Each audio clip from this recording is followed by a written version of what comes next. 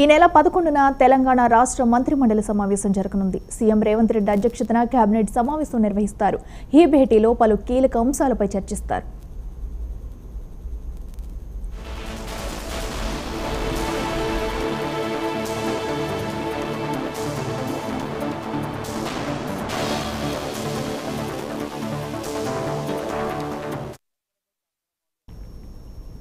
తిరుమల శ్రీవారిని పలువురు ప్రముఖులు దర్శించుకున్నారు. నైవేద్య విరామ సమయంలో ఇండియన్ మాజీ క్రికెటర్ గౌతమ్ గంభీర్, డైరెక్టర్ మలినేని గోపీచంద్ శ్రీవారిని దర్శించుకుని మొక్కులు చెల్లించుకున్నారు.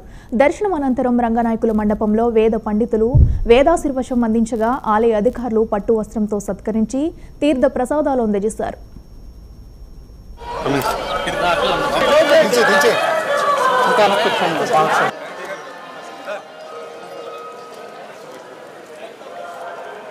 Side.